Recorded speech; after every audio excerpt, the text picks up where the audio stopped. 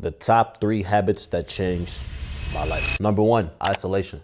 I think it was the time when like my sisters and my brothers started leaving the house. I started becoming more isolated. And by leaving the house, I meant they went away for school. I started staying more to myself. I come home, the house is just me, my parents.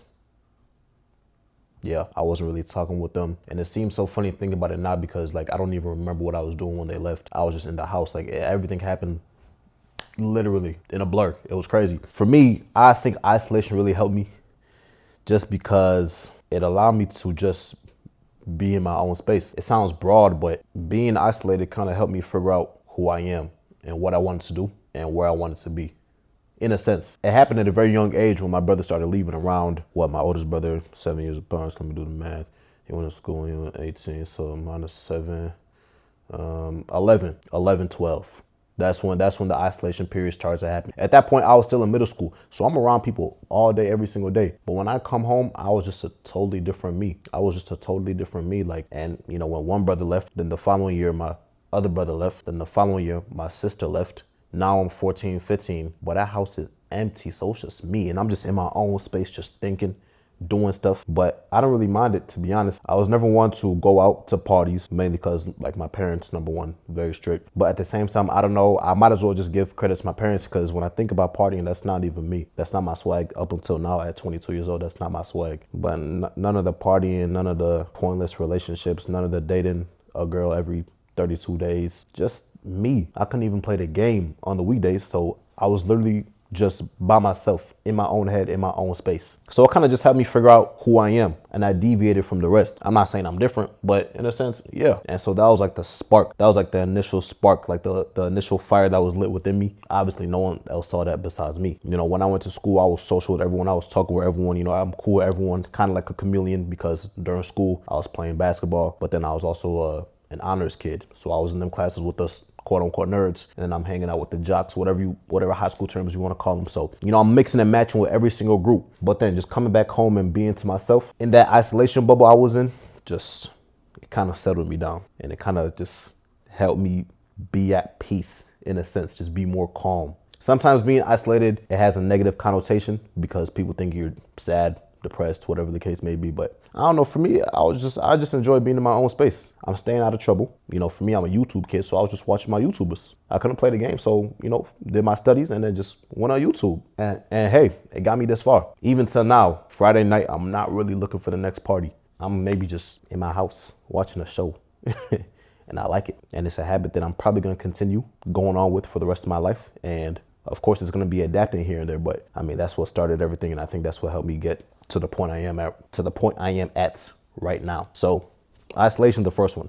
Second, communication. And by communication, I mean the people I communicate with. Like I said, in high school, I'm just talking to everyone. I still do that now. I'll talk to anybody, but the energy I give to people is a bit different now. I can't just communicate with everyone. Like, I'm starting to realize my time is really valuable. I can't just give my number out to anybody now. If I meet a girl, she just can't have my number. If I meet a dude, he just can't have my number.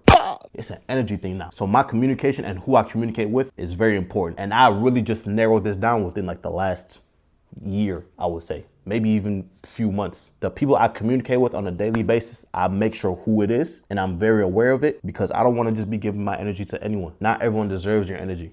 I'm telling you. Some people you just outgrow. Some people doing their own thing. You just do your own thing. Nothing wrong with it. But as I've gotten older, I'm just realizing like the people I communicate with gotta be some solid folks. Some people that I can call up whenever I want to talk about anything at any time. It's a small group, not that big. I'm cool with a lot of people. I'm cool with everyone. The people I communicate with on that type of level, it's a few of them.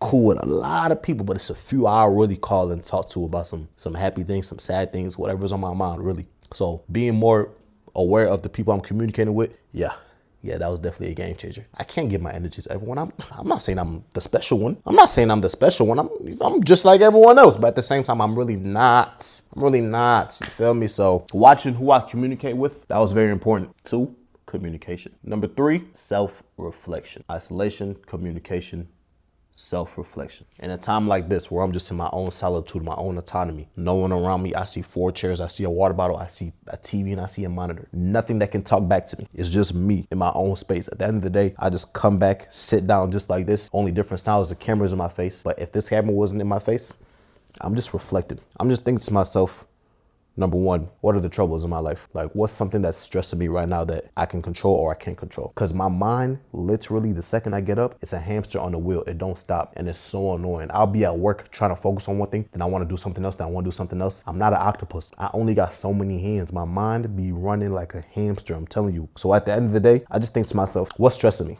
And I think of all my stressors. Then I think, how important is this? A lot of the stuff that I stress about be so meaningless, but it's just I'm so particular over certain details of my life.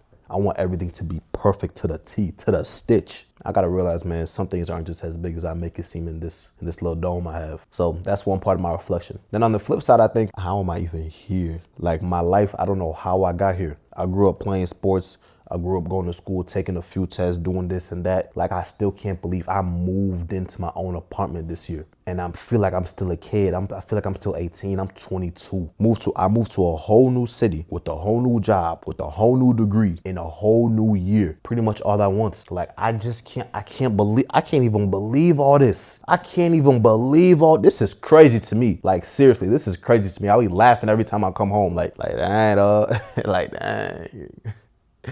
I'm really chilling. But like, nah, seriously, this is the type of stuff like I think about on a daily basis. So when I calm down and just allow myself to reflect, bro, my life is crazy. Everyone has a crazy life in their own ways, but to me, this is crazy. I don't even know how, but all I do know is I can thank the Lord for getting to this point, because I don't know how. I just did things.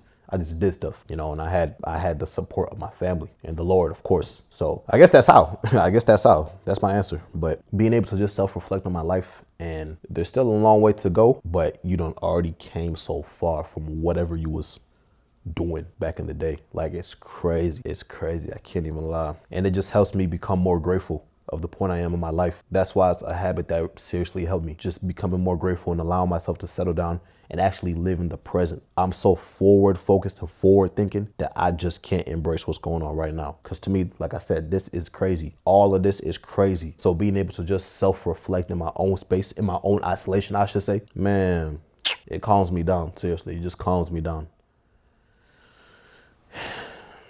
Isolation, communication, and self-reflection. The 3 habits I would say that changed my life, and it's still changing my life daily. There's other habits that, you know, I do every single day. I wake up early every single day.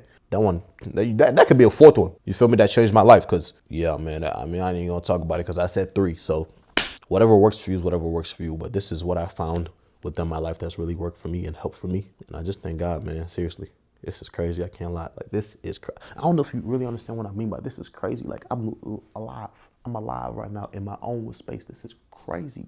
But hey, thank God. Praise the Lord. Appreciate you guys. I might be talking to myself right now, but it is what it is. If you like the video, like the video. That's it. I don't even really ask for much. I really don't ask for too much, but appreciate you guys.